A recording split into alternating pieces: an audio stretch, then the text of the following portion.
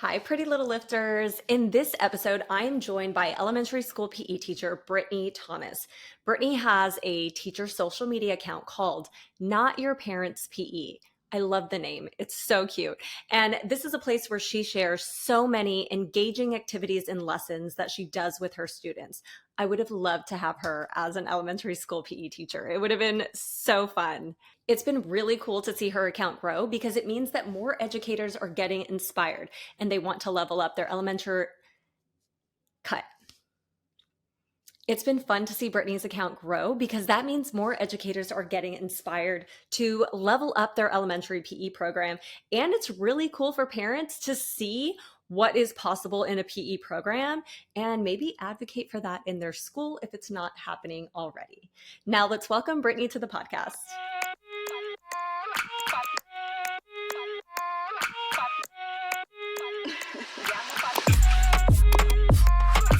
Welcome to the podcast, Brittany. Thanks for having me, Tiffany. This is so fun. I love this.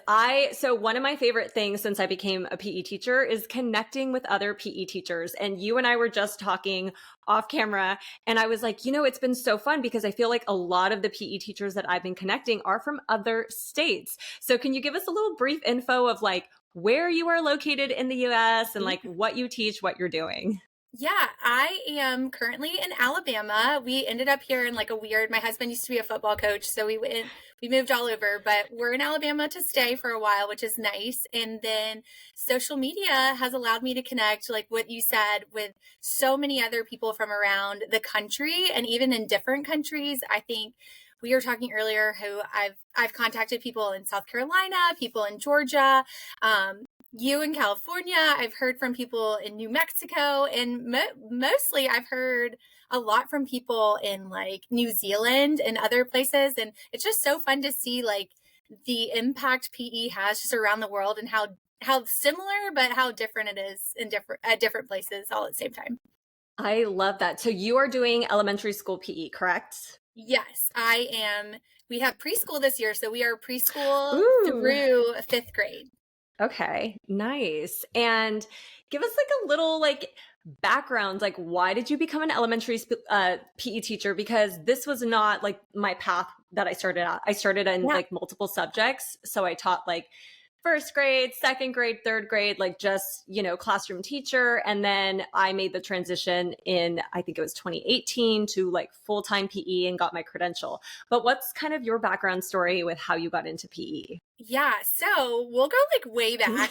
Yes, let's go back. Let's just go all the way back. I was a softball player growing up, like totally considered myself like athlete, voted most athletic, like all the things, typical jock stereotype girl. And I always told myself, I said, I think I'm going to be a softball coach when I grow up. I definitely, when I grow up, but I always wanted to like be a coach, wanted to be involved in all of those things. And I had the most amazing high school PE teacher. She just was so receptive and open and kind and just really embraced my family. She also was the track coach, and she just like she was the first person that I felt like cared about me and got to know my parents and even got to know my grandparents and like asked me those questions. And I was like, oh my gosh, like I matter. Like, yeah. She made me feel special, and we still talk today. She even I love that. Me on Instagram. Like we're friends on Facebook, and like wow. We just have like a really special bond and connection. And she always just encouraged me, and so I was like, oh my gosh, like I think I can be like that. And I ended up getting a full ride scholarship to the University of Mississippi to play softball. But at the time, Ole Miss didn't have a PE degree option. So I was like, okay, like not that big a deal. I'll just get an education degree and I'll just coach or do whatever. And so I was like, it'll be fine. And so I ended up just getting an elementary school, like my elementary ed K-6 degree. And I did that for a few years. I coached softball for my first year.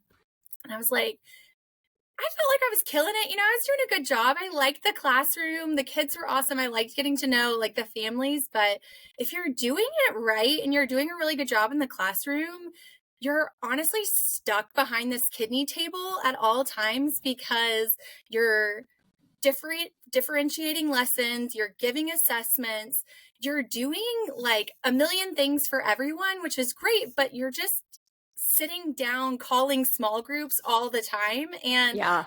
it's awesome, but like I never like to get up and go across the room was the most I did. Like I sat in my chair and then I sat at my small group table and then I moved to the carpet and I did this and I'm like, we are not moving enough. And I felt just, I told people all the time, like I just felt trapped behind my kidney table.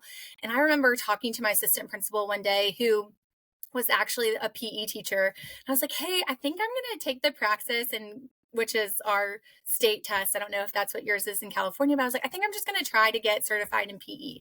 And she was like, you would be an amazing PE teacher. You have to do it. Like, if you don't go sign up tomorrow, like I will go sign you up for it. Like sign you up right now. I love the support. Yes. Yeah, it was just like the most amazing support. So I was like, okay, maybe this is what I'm like actually supposed to do.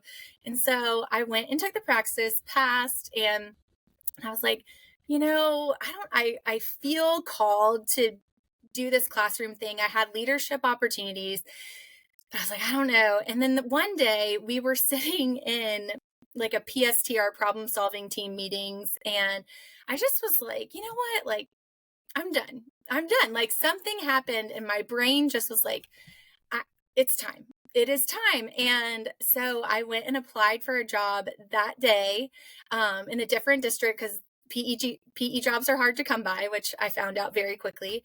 And I applied for the job in a different district and I got called in, but I was pregnant and I was like, hey, I'm coming on the interview, but if I don't make it, it's because I'm literally in labor. Like, so sorry, like I really having a baby, no big deal. Yeah, but so I walked into this PE interview, just ginormous, carrying a 10-pound baby in my stomach, about to give birth, like any second, and like begging for this PE job. Like, I swear I'm meant for this, all the things. And I left that meeting or that interview, and they called me back literally 5 minutes after I walked out the door, and they're like, please, like, we want you. And I was just like, this is just like the universe and everything coming together. Yes. And it just was like, when like little things all kind of like lead up into your true purpose and your true calling.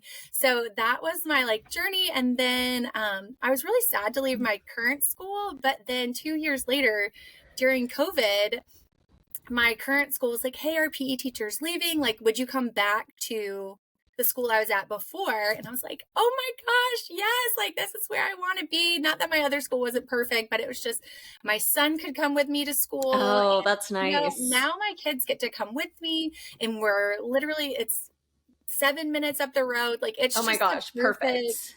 It's so wonderful. So it's just I just feel in life I'm like exactly where I need to be. And I took kind of like a weird route to get there, but it all happened for a reason. Oh my gosh, I love stories like this. And same, Yeah. I feel like mine kind of led me to where I am today. I'm like, oh my gosh, when you look at like the little roadmap that like was bumpy, you're like, oh yeah, this is exactly where it was leading me. So, oh my gosh, I love that. So how did your Instagram and your teacher page kind of come about? Not your parents' PE. Like, where did that kind of come from in your PE journey then? Yes. So we have like our district is big on social media. They share a lot. We have like a district page, and every school has their own. So like Facebook and Instagram, we don't do the TikTok thing at our school, but like I was constantly sending videos to our Instagram page, like our school Instagram page. I was like, hey, put this PE video up. Hey, here's what we're doing in PE. And finally, our admin and the person who was running the page was like, Brittany, like, just get your own account. Like, this is like, they're like, you have too much good stuff going on. We're like overwhelmed. They're like, literally, you are just like taking over our school account. Like, this is becoming a PE page anyway. Like, just create your own. So I was like, okay, like I will, but like I was not comfortable in that space. Like you'll notice if you go to my page, like there's not a lot of like me on there. Like it's a lot of like the kids doing stuff. Yeah. And so I was like, but I did it. That's how it started. And it started as like organically, truthfully doing it to share what we're doing in PE. And when I was coming up with the name, I was just like, what do you call this? Like, how weird is that? I'm like, I don't want to call it my school PE. I don't want to and I was just like, well, what do the parents say? Like, what do people say about our program?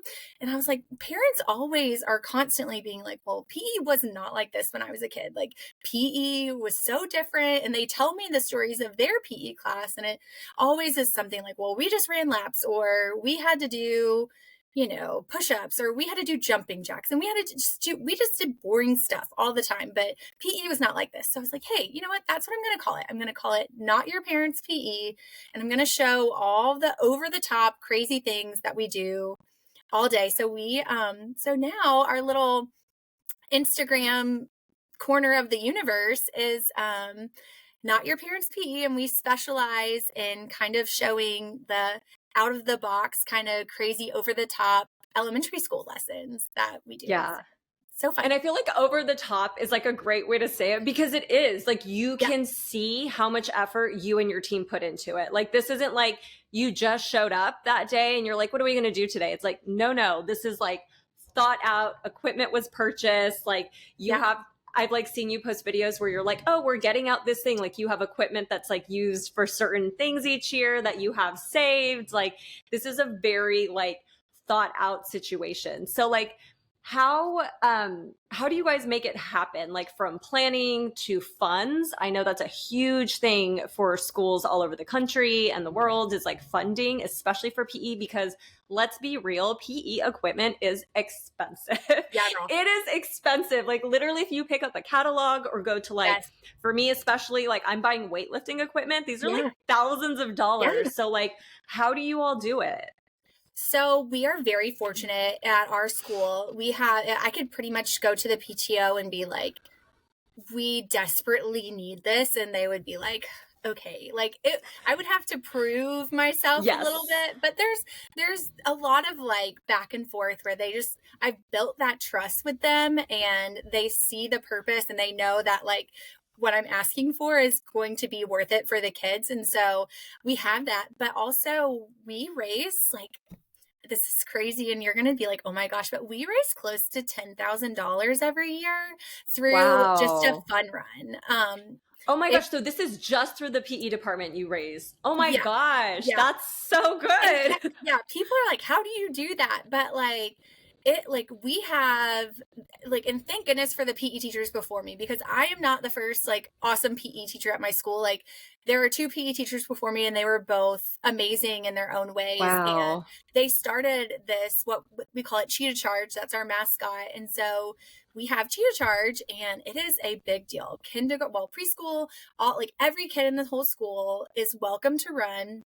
It's a mile for the older kids and a half mile for the younger ones, but it's not a fun run, where everyone just runs and gets a medal. Like, it is a timed race where like the winners, first, second, third place, boy division, girl division of every grade level, gets a medal. There's an award ceremony. Like, Wow. it is a big deal. And like, parents are allowed to come and run with their children. Like, it's just a really great community event. And it ends up raising like close to $10,000. I think this year we didn't quite make 10,000, but that pays for our entire field day. And like you said, like, PE is expensive, It's and a lot of people expensive. in the world don't realize like these field days and things, that's a part of everyone's like elementary school childhood growing up time. Like, the PE department's paying for that in Yeah. most situations. So Or like, their equipment is being used, you yes, know? yes, yes. And so I'm like, that right there, we have these over the top field days, but that whole Cheetah Charge pays for our crazy over the top field day. And then we'll have like a few $1,000s to purchase that equipment, which, as you said, like, does not go far. Like, we have to be Mhm. very strategic about what we're purchasing. And so our big field day at the end of the year, we try to like purchase new equipment that can also be used at that field day. So it just, one large purchase makes more sense. But yeah, like, our fundraiser, and we also are very fortunate at my school that like I could host a fundraiser at any time. It also obviously has to go through the right approvals, but I could host like a fifth grade night, and all of that money could come back into PE. So it's I just, love we're that. very, very fortunate, and there's ways to do it, but it's like you have to plan and you have to give up your time and you have to like be willing to do the extra things to be able to make it happen. And you have to have admin support. Like that's the craziest thing for a PE program, especially to be successful. Like your admin have to be behind you. Like there is no way that you can ever be successful if your admin's taking away your gym space or taking away your PE Yes. space or not treating you as a class, like a meaningful class. And so we're just really, really fortunate in that standpoint too. So You brought up such an important point about having admin support. Like, I yeah, am so grateful. So, my admin is so supportive of our program because she is a former PE teacher. yep, And I'm like, oh my gosh, she gets it. Like, she understands, like, we are prioritized. We are like wellness is one of our pillars for our hmm school, like yeah, mission.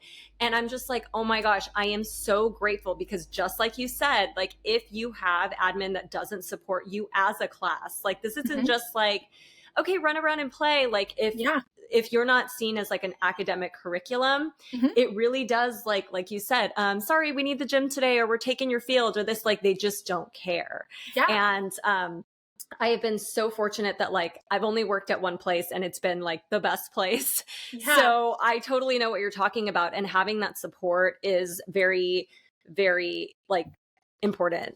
Oh yeah, Yeah. You definitely. also mentioned kind of if you're in a PE program and you want to elevate it like I have and you have for your school. I've done this for Mhm. my school. Like you have to want to do it. Like you have to Yeah, put in like a little bit of work. And I'm a big proponent of like I know my worth and like I have boundaries for work hours and things like that. mhm. But like funding is so key because I know the kind of program I want to run. So it's like, hey, if I have to host a fundraiser on the weekend on my time to try to get some money for my program, like I'm going to do it because Yeah, it's going to enhance my career life. You know what I yeah, mean? It's going to make yeah, me like able to do what I want to do and what the kids deserve in my yeah. class. And yes, does it kind of suck that we have to do that as educators Oh and yeah. take that on? 100%.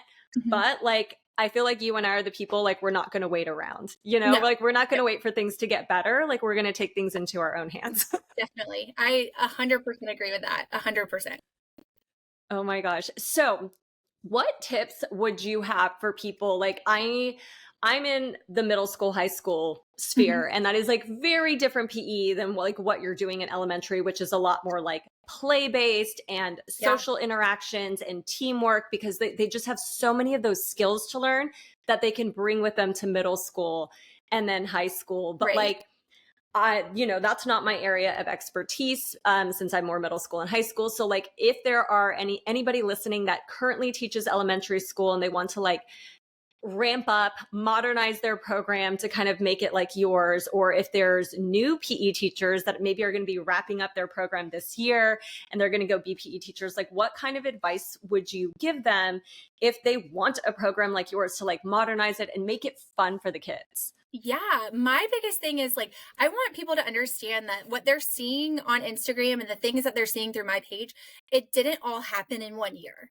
Um, it takes time and Yes. changing a program is not just you're not gonna make everything better in 1 year. You're not gonna make it better in two Totally. years. Like it takes just consistency and time and you can't give up on it. And I would say like prioritizing what you want from year to year and what worked and what you can improve and what you can make better is the best way to just generally have a successful program because I took over my current program in the middle of COVID. So I moved to the school and that was the year where everyone actually went back to school after the huge like long spring break hiatus. And so everyone was transitioning back into school. We were all wearing masks. We all had to be 6 feet apart. So like that year I was like, well, okay, what's important to me right now? What's important to me is the kids having some sort of sense of normalcy, but also teaching them how I operate as a teacher. Like, this is what I expect. So, my whole first year was meeting the COVID restrictions and then teaching them my expectations, like them knowing, like, I'm a lot of fun, but we can't have this fun unless you follow directions. And Yes. I'm the same way. I'm like, I could be really fun or like I yes, could not be. So you get to decide how yes. this is going to go. Yeah, so I think, like, people see me as like, "Oh, she's so fun," and the parents are like, "She's so fun." But I'm like, if they ask your kid, it's probably like, "Oh, wow, she was actually, like, pretty strict on us today." But I'm like, Same. we have to keep them Yep. so safe, and I have up to 80 kids at a time, so That's I a lot. can't just be this, like, "Everybody have a blast, it's so awesome." Do I'd be like, you have yeah, fun? it's so fun. Like, no, you will sit down, you will listen, and then you will follow directions when we start the game. Because if you're not following directions, someone's going to get hurt. And so, like, be that fun teacher. So that first year, like, be that fun teacher, but also, like, set the stage. Like, be serious and be strict and, like, teach them your values as a person. Like, that whole first year, I was like, you will show gratitude, you will show like, you will be appreciative, you will sit down, you will follow directions, you will listen. Like, this Yeah. is how we operate. And then so every day when they come in, everything's the same. Like, they come in, they sit on their squad spot, we give like a 5-minute lesson, and then we automatically get to work. And they learned that the first year. They were like, oh, it was a big change, but they were like, Yeah. okay, this is how we do things. And ever since then, it was like, well, the next year that was a little bit easier. So then we incorporated, like, I think we incorporated roller skating the next year, and then that's become a thing. And then we incorporated more. So, like, every year, and I think my first year we started with like cosmic bowling, and that was kind of easy to do. So fun. Yeah, Oh my and gosh. so, like, that first year, I was like, our big unit this year is going to be cosmic bowling. I think we did drum fit too, which was really fun, and that was easy because they stayed in their squad spots. And then the next year, I was like, okay, now let's add in roller skating. And then this last year, we were like, okay, now let's do a winter wonderland, and now let's do this. So, like, every year, we're just slowly adding things in that are like that we want to do, but it's taking time. Like, Yeah. and like, the Instagram did not start in the first year, like, the Instagram came along when we had proven ourselves and had things to show. So it's Yeah. been good, but take your time and just don't Take rush your it. time. Yes. Yes. So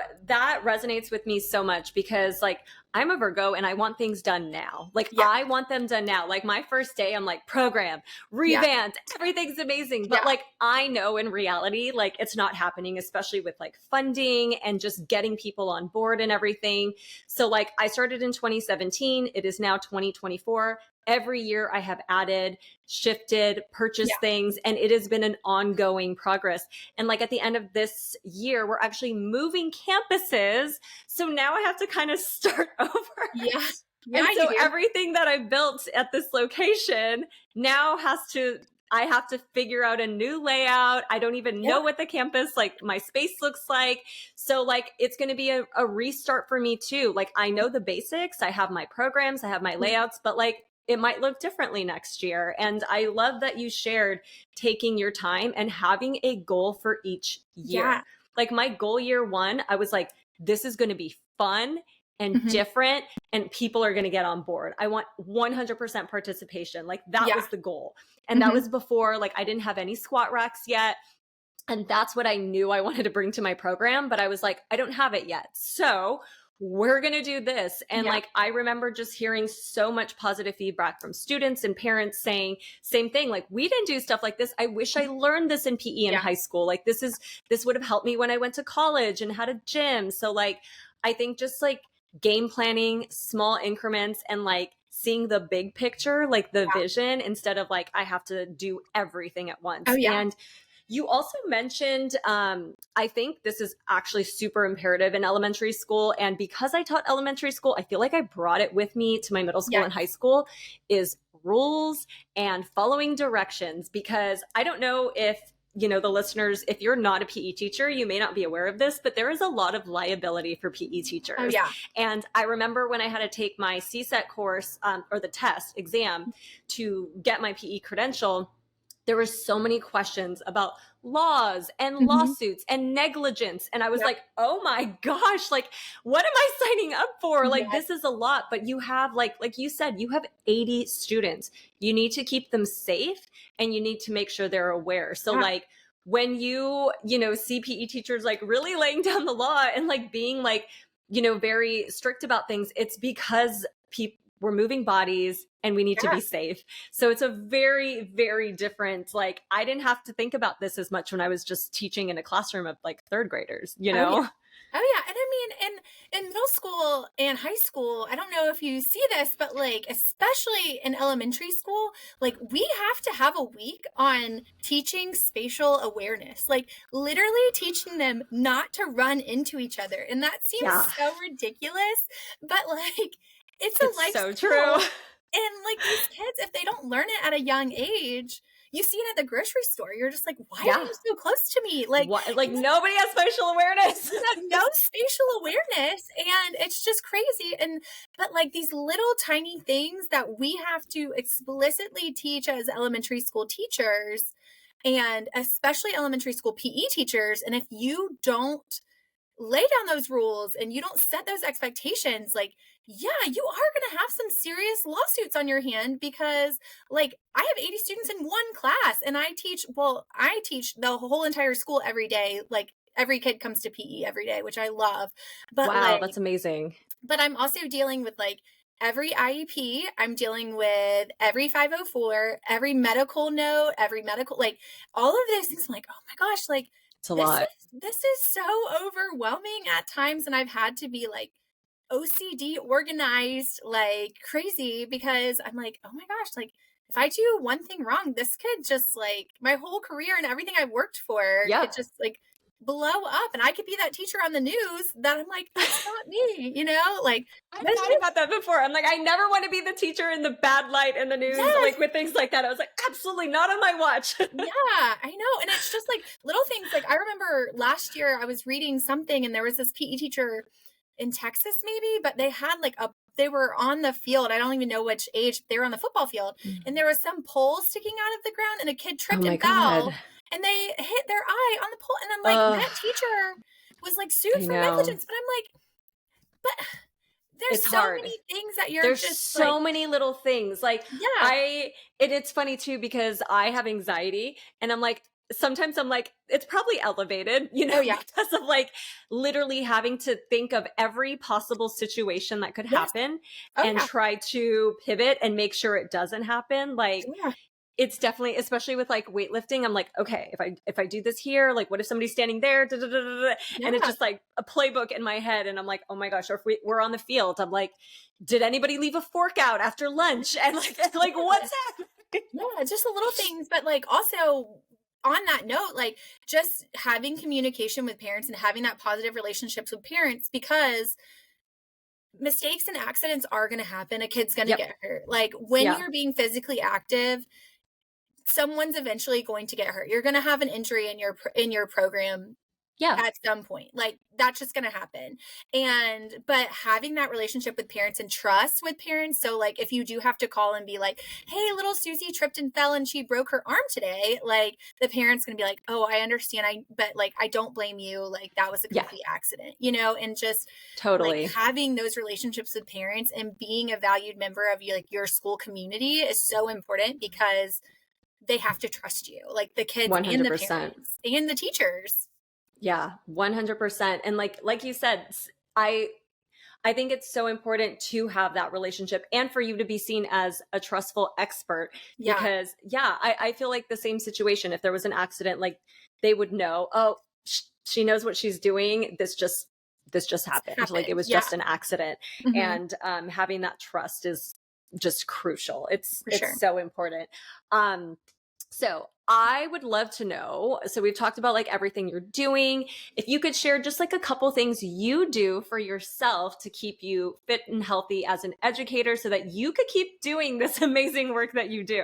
Yes. Well, I am very fortunate. So in my backyard, my yard actually connects to a third of a mile walking track. So oh my gosh, it's so nice. So we go out there and my kids love being out there. We go ride bikes. So I'm constantly out there like riding my bike. When it's not freezing cold like it is now here in Alabama, I love to go out and run. I will listen to I'm that crazy person that listens to like self-help books while I run. People are like, what do you listen to while you run? But I'm like, no, I'm the person that listens to those crazy, like you can do it books. I love it. But that's just like, I love like I don't think that music necessarily like motivates me. If anything, it kind of hinders me because it makes me want to run faster. I run at that tempo, and I obviously want to listen to like crazy upbeat like rap music when I'm running, but then I'm going to like wear myself out because I am Yeah. not a runner. But I will listen to those self-help books and I will just zone out and be like, yes, like I relate to that quote, or I understand that, and like I can use that later. And it's just so helpful. And you can actually have that clear mind and space to actually like hear what's going on in the book.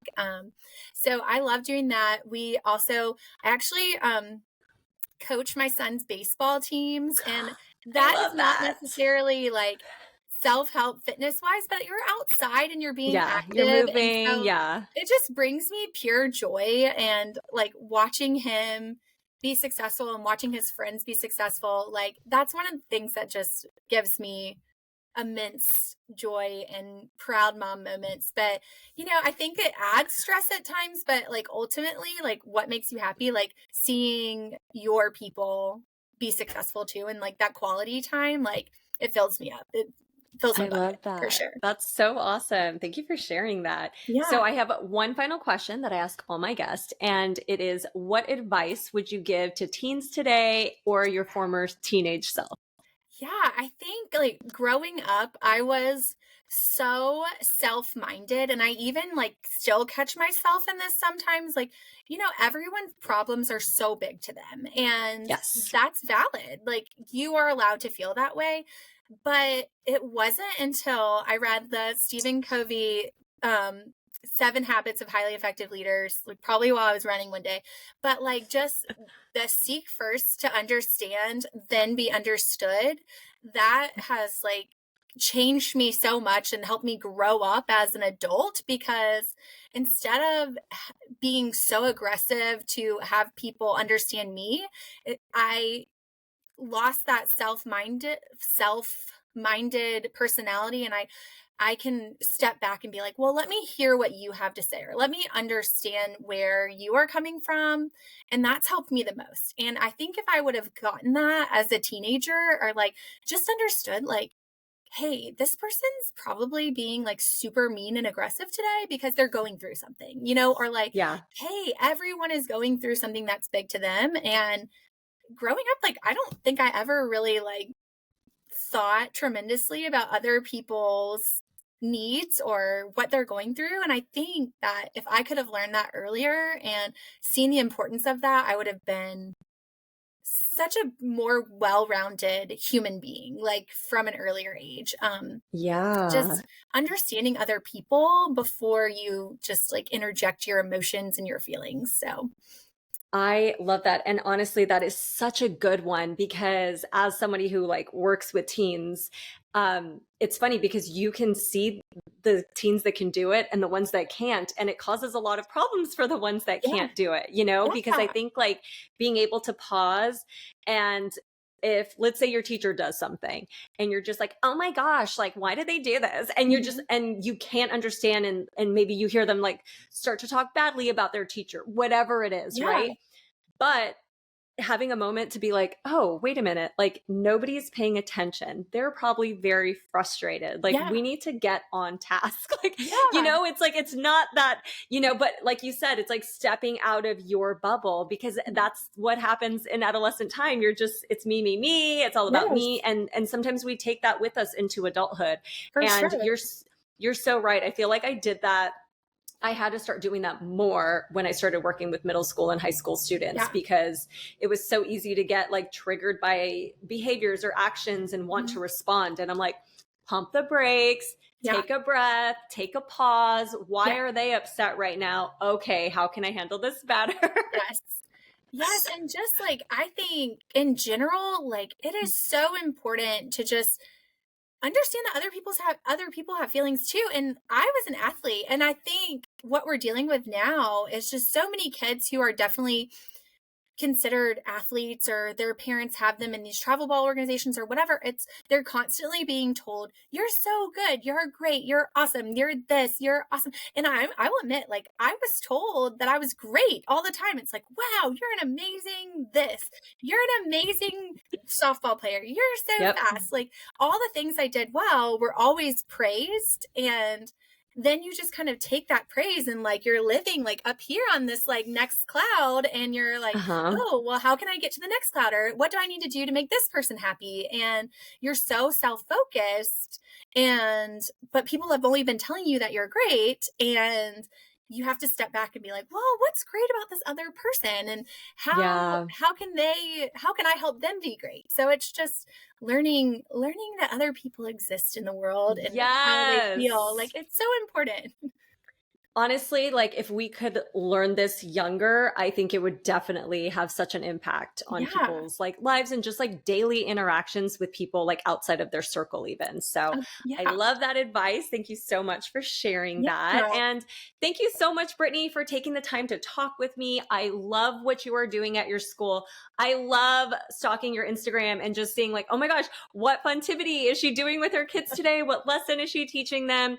And I think what you are sharing on your platform is so valuable, and I appreciate you so much. Thank you so much for having me. This has been so fun, and agreed what you're doing. Like, I have loved that we can be like Instagram friends, because Yes. I love it. I love how you are doing such great things, and the girls are benefiting so much from your program, and I'm so happy for you.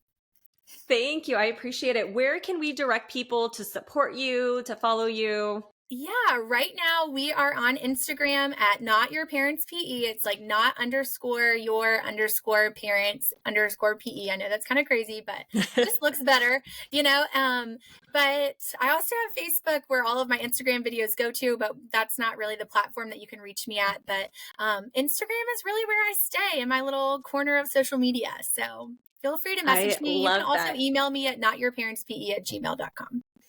Awesome. And I will share Brittany's social links in the show notes so you can check out what she's doing. And even if you're not a PE teacher, like check it out. It's just so cool. You'll be like, oh my gosh, I wish I did this in school, like in PE. Thank you. Yeah. And thank you all for listening. And I will talk to you next episode. Bye. Bye.